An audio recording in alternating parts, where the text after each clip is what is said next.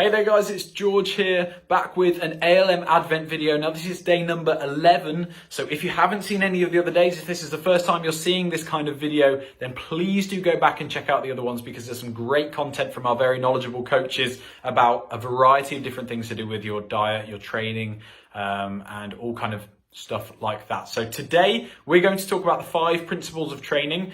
Don't turn this video off just because that sounds boring. I promise you I'll make it as interesting as possible and as practical as possible. I'm not going to talk about a load of theory. I'm going to talk about how it would apply to you and your training. It's mostly going to be centered around weights training really, but some of these do cross over with cardiovascular training as well. So I've also tried to record this video once before and I went on for way too long. So I'm going to try and take that down a little bit and speed through it a bit more.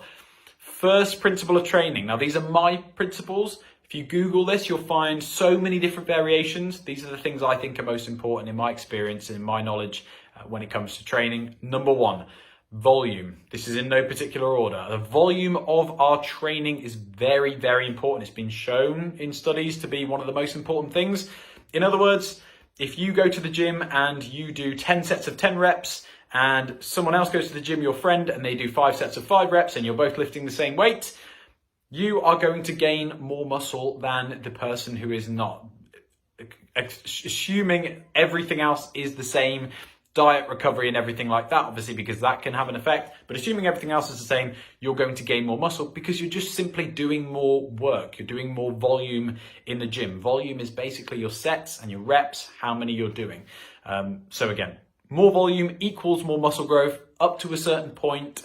And there are a few caveats with that. We need to have our recovery and sleep and everything needs to be on point. And eventually that will tail off. We can't just keep getting better and better by doing more and more. But for the most part, doing more will help you break through some plateaus, help you build new muscle. So that's number 1, volume. Number 2, we've got intensity. One of the most crucial because at the end of the day, it should be the thing that's almost the foundation or one up from the foundation, if we say volume's the foundation of all of our training. Are we going hard enough? Are we feeling that intensity of the workout in a muscle building sense, in a resistance training sense?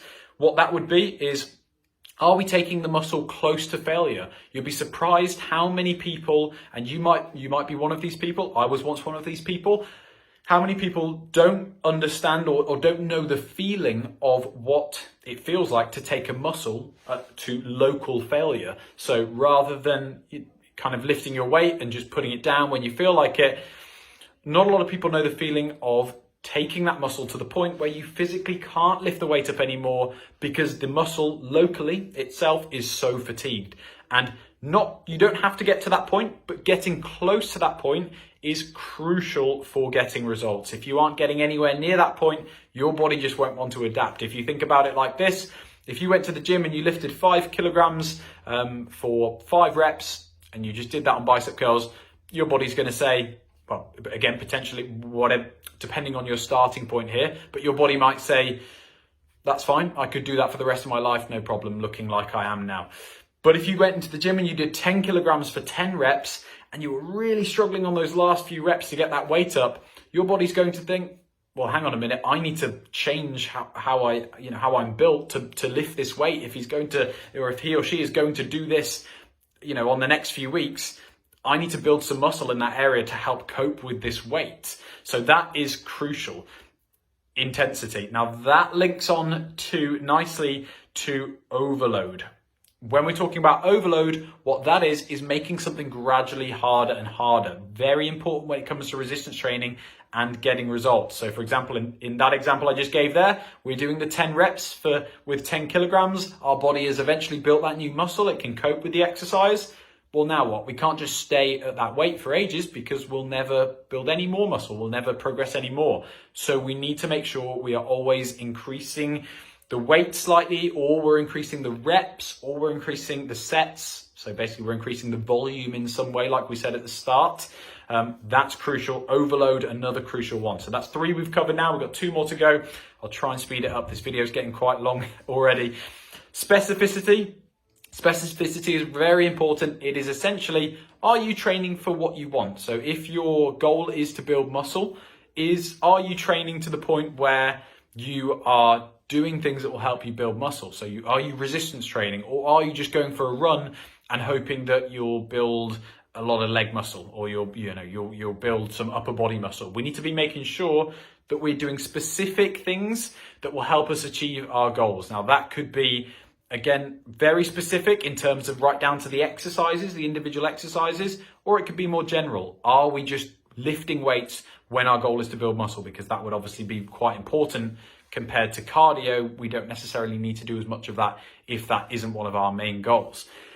One more thing I would say is individuality. That links massively to what we just spoke about there as well. Are you doing exercises that suit you? And ultimately, that is one of the most important things when we've got all these other things in place. Don't let someone tell you that this is the best exercise for this or this is the best exercise for that.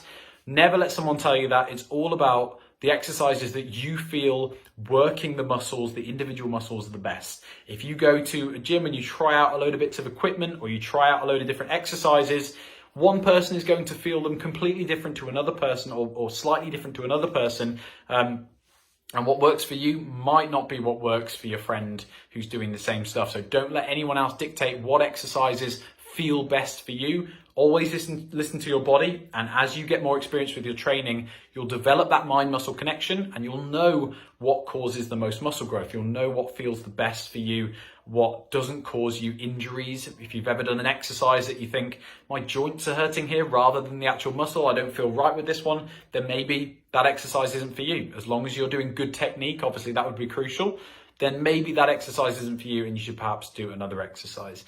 So that was the 5 principles of training, guys. My 5 principles. Looks like we're going to get this just under 7 minutes, which is good for this video because it could be quite a long one. But thank you very much for watching, guys, and look out for another ALM Advent video soon.